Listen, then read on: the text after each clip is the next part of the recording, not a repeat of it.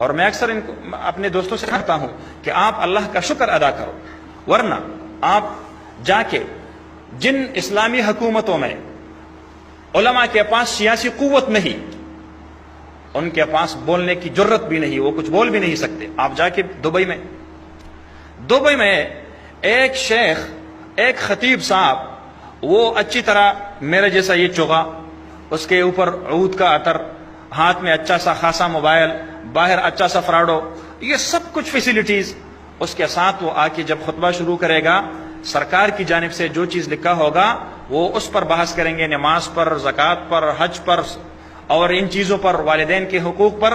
ان میں یہ جرت نہیں کہ وہ یہ کہے کہ دبئی کے ساحل سمندر پر جو کچھ ہو رہا ہے یہ خلاف شریعت ہے۔ دبئی کا ایک بھی عالم دین اپنے منہ سے یہ بات نہیں نکال سکتا، بلکہ دبئی تو دبئی ہے، آپ سعودی عرب میں جائے، مسجد نبوی شریف میں شیخ عبد الرحمن الحذیفی، جس کا جرم صرف اتنا تھا، جس نے کہا تھا کہ والخمینی امام الضلالہ، بس مجھے وہ الفاظ یاد ہے، اس جرم کی پاداش میں اگر کوئی مسجد نبوی شریف میں آپ صلی اللہ علیہ وسلم مبارک کے روضہ اطہر کے ساتھ 10 گز کے فاصلے پر آپ صلی اللہ علیہ وسلم کے رفیق حیات حضرت ابوبکر صدیق کی صداقت کو بیان نہیں کر سکتا، اور یہاں پر پاکستان میں ایک بہت ہی غریب اور فقیر اور ملنگ عالم دین ہو، وہ صرف مسجد میں نہیں، وہ چوک چوراہے میں بھی نہیں، وہ اسمبلی فلور پہ کھڑے ہو کے الحمدللہ ابوبکر صدیق کی صداقت کے لیے قانون سازی کرتا ہے، تو آپ کیا سمجھتے ہیں یہ جمعیت علماء ہمارے لیے نعمت نہیں ہے؟ بہت بڑی نعمت ہے۔ میں آخری بات کہتا ہوں، ایک ساتھی نے بتایا کہ ہمیں منع کیا گیا ہے کہ آپ لاؤڈ سپیکر میں تقریر نہ کریں، یہاں پر تو حالات بہت زیادہ بگڑے ہیں، مجھے پتہ ہے، لیکن یہ پنجاب کے علماء کو اللہ رب العالمین کی طرف سے تھوڑی سی وارننگ ہے کہ یہ سیاست کیوں نہیں کرتے ہیں، یہ الیکشن میں وڈیروں کے پیچھے کیوں چلے جاتے ہیں۔ اگر انہوں نے اپنی سیاسی طاقت بنائی ہوتی، کسی کو بھی یہ جرت نہ ہوتی کہ وہ جا کے مسجد کے اوپر سے لاؤڈ سپیکر وہ اتار کے باہر گلی میں پھینک دیتے، کسی کو یہ جرت نہیں ہوتی۔ کے پی کے میں بھی علماء ہے، ہم بھی لاؤڈ سپیکر میں تقریر کرتے ہیں۔ مجھے کسی ایک عالم نے کہا کہ مجھے پولیس چوکی سے یہ لیٹر آیا ہے، اس میں لکھا ہے کہ جمعہ کے دن آپ نے خطبہ لاؤڈ سپیکر پر نہیں دینا ہے۔ میں نے آئی جی سے رابطہ کیا، آئی جی خیبر پختونخوا ناصر درانی سے، یہ کیوں منع کیا آپ نے ان لوگوں کو؟ انہوں نے کہا کہ یہ تو قانون ہے۔ میں نے کہا قانون کب سے بنا ہے؟ اس نے کہا بہت پہلے سے بنا ہے۔ تو میں نے کہا آپ اب اس کو امپلیمنٹ کیوں کروا رہے ہو؟ اس نے کہا کہ جی بس اب تو حالات کچھ اس طرح بن گئی۔ میں نے کہا ایمپلیفائر ایکٹ میں یہ لکھا ہے کہ لوگوں کو ڈسٹرب کروانے کے لیے ایمپلیفائر کا استعمال نہیں کیا جائے گا، تو قرآن و سنت سننے سے لوگ زیادہ ڈسٹرب ہو جاتے ہیں، یا جو میوزیکل شوز لوگ لگاتے ہیں، میوزیکل کنسرٹ لوگ لگاتے ہیں، ایک گھر میں غم اور وہاں پر لاش پڑی ہوتی ہے اور سامنے سے جو گاڑی گزر رہی ہوتی ہے تو اونچی آواز سے اس میں ایمپلیفائر لگا ہوتا ہے، اس پر آپ پابندی کیوں نہیں لگاتے؟ کیا اس سے لوگ ڈسٹرب نہیں ہوتے؟